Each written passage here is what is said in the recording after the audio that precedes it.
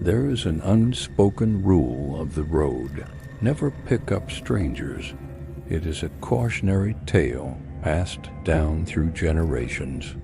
But every mile of dark highway is an opportunity for that rule to be broken, and for a normal drive to become a terrifying, unforgettable encounter. These are 5 true accounts from people who dared to pull over. This is the horror of the open road. This is the Waking's Horror. Our first story comes from a trucker named Marcus, driving through Oregon on a night when the rain came down like a curtain. He saw the man on the roadside, soaking wet, head down, thumb out. Marcus was tired and lonely, and against his better judgment, he pulled over. The hitchhiker climbed silently into the back seat. He never spoke, only nodded. Marcus offered him a sandwich. No answer. Offered him a blanket. No answer, just the quiet sound of the man breathing, a steady, heavy presence in the mirror. For 30 minutes there was only the rain and the silence. Finally, Marcus glanced back in the mirror. The man's eyes were open, wide and white, staring directly at the ceiling of the cab. And that's when Marcus realized the man hadn't opened the door to get in. He heard no click, no rush of cold air. He simply appeared. Marcus floored the gas and screamed at him to get out. The man remained still, but when Marcus finally slammed the brakes miles down the road, the back seat was empty, except for one thing: a dark, wet handprint on the seatbelt. And the window? It was still fogged up from the inside. Our second account is from a student named Chloe, driving alone across Arizona. She picked up a pleasant-looking young woman whose car had broken down at a remote gas station. The passenger, named Lisa, was talkative and nervous, too nervous. After 20 minutes, Lisa suddenly told Chloe to take the next exit. Chloe, already suspicious, refused. Lisa laughed, but her eyes were cold. Lisa then pulled a phone from her bag. It was a blank screen. She held it to her ear and began talking to an imaginary person. She started describing the car, the route, and Chloe's face in detail. Yeah, she's wearing a blue shirt. We're on Highway 17. You should be able to see us soon. Chloe's panic was real. She pulled over and ordered Lisa out. Lisa didn't resist. She stepped out, smiled genuinely, and whispered, "Thank you for the lift, Chloe." Chloe hadn't told her name. As Chloe sped away, she looked in the mirror. The gas station they had left was now clearly visible, only a few hundred yards back.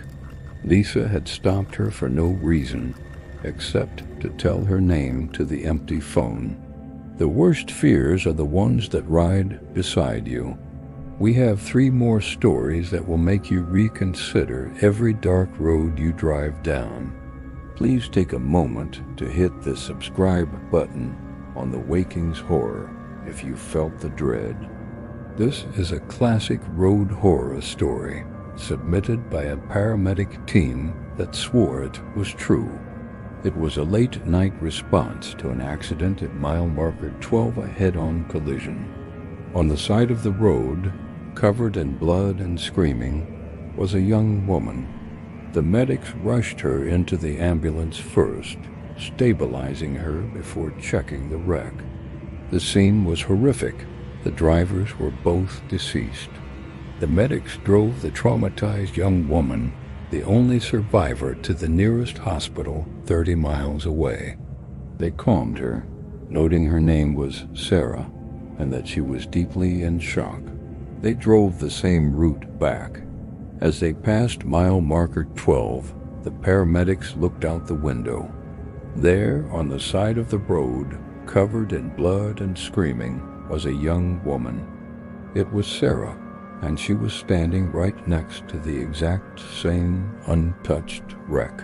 They hit the brakes. They looked into the back of their ambulance. Sarah was gone. They raced to the crash site, but there was only the untouched wreckage. They drove to the hospital, and there she was, waiting for them. "I'm sorry," she said. "I must have fallen asleep in the back." In this story, a university student named Alex offered a ride to an elderly man on a dark highway in the middle of a torrential storm. The old man was silent, clutching a frayed, ancient-looking map. After a long silence, he pointed to a spot on the map that was still 30 miles away. "Pull over there," the old man rasped. "There's a broken fence. Your journey ends there." Alex laughed it off, but the old man's face never changed. He just tapped the spot on the map and repeated, "You will be stopped by the broken fence." Alex was unnerved. He sped up, desperate to drop the passenger. Just 10 minutes later, Alex rounded a sharp corner.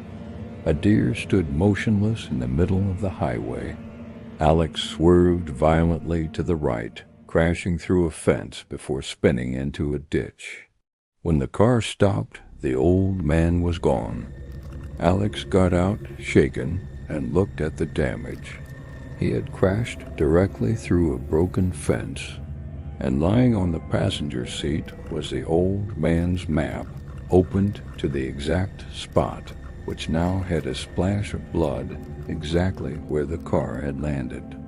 Our final account is arguably the most unsettling, challenging the very identity of the person telling the story. David picked up a young man who claimed to be going to the next town.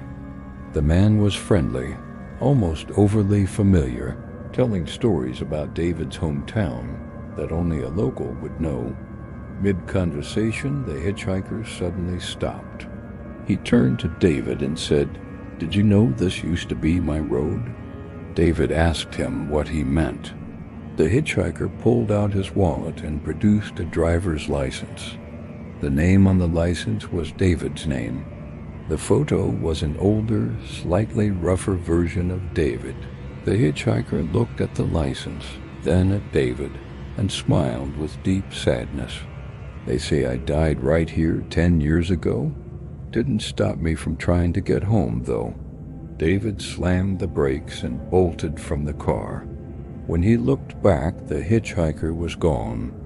The only thing left on the passenger seat was the license. He picked it up. The name was still his.